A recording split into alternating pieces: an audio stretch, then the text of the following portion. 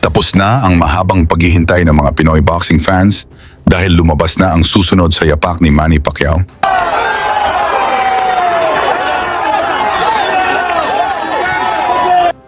Isang halimaw na kapag tumama ang suntok, may bumabagsak. Walang takas, walang ligtas, walang scorecards. Ito ang 100% knockout artist. Ang tinatawag ng marami, Canelo Alvarez ng Pilipinas. Rise and hit the guy. Oh! Big shot. Big right hand and wins. Oh, big shot there on the inside. Right hand. This is over. Si Weljon Triggerman Mindoro, ang halimaw ng Zamboanga, Mindanao. Malinis ang record, 16 na laban, 16 na panalo, 16 na knockouts. Walang talo. Ang kanyang dominasyon, isang bagay na bihirang mangyari sa modernong boxing. Hindi sa ginagaya niya ang alamat na si Manny Pacquiao, kundi tahimik niyang binubuo ang sarili niyang pangalan sa loob mismo ng gera sa ring. Sa kasalukuyan, nasa Amerika si Mindoro. Tahimik na naghahanda, pinatitigas ang katawan, pinapakinis ang estilo. At ngayong February 21, 2026, muling magbabalik sa aksyon si Mindoro. Sa kauna-unahang boxing promotion ng Olympic medalist at WBC International Middleweight Champion, Yumir Marshall, sa gabing ito makakaharap niya ang Indonesian veteran na si Willem Rake, isang mandirigmang may mahigit 60 laban sa kanyang karera. Pero hindi ito simpleng laban.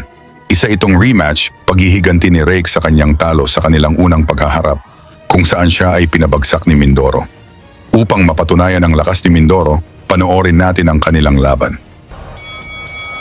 Round 1, parehong maingat, parehong may lakas. Sinusukat ni Mindoro ang distansya, kung paano patamaan itong malaking kalaban.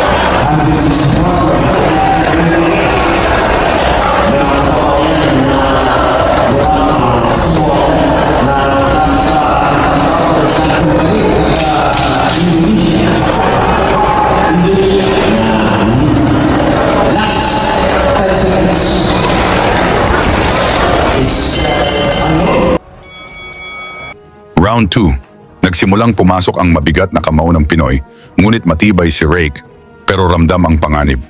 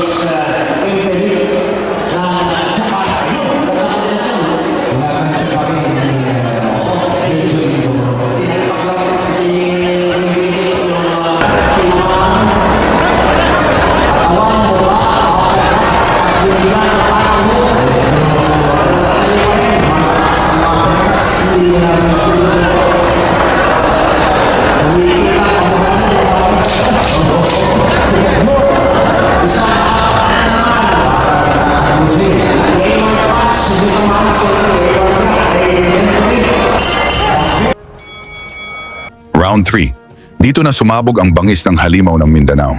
Sunod-sunod na kombinasyon ang pinakawalang gusto ng tapusin ang laban.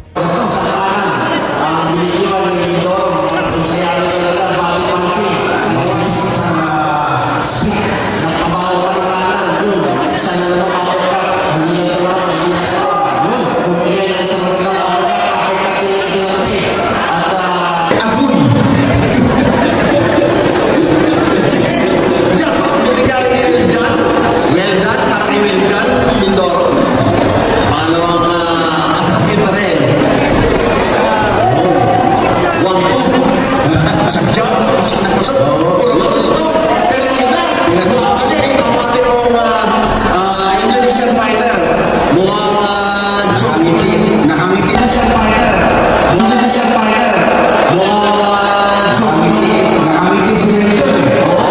Mukhang Johnny Manatay sa rin na sasalit ng bansa sa Asia. Sabihin na sasalit ng bansa sa Asia. Sa mga laban naman.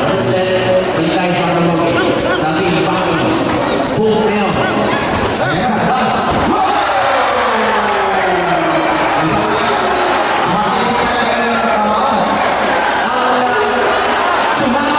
Mula sa solidong patama ng halimaw na Pinoy, bagsak si Rake na tahimik ang paligid dahil hindi na gumagalaw ang kalaban. Kaya tinigil agad ang laban at naisugod sa ospital si Rake.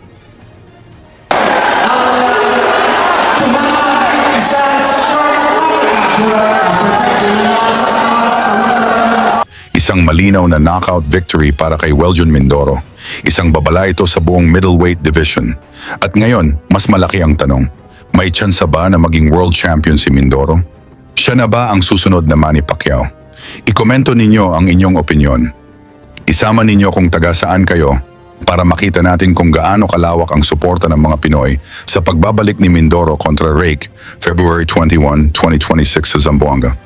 Lagi niyong sundan, huwag magpapahuli. Pag-usapan ni bakbakan, balita niya at laban. Mga Pinoy na di nagpapagapi. Salamat sa mga suporta na lagi nandyan.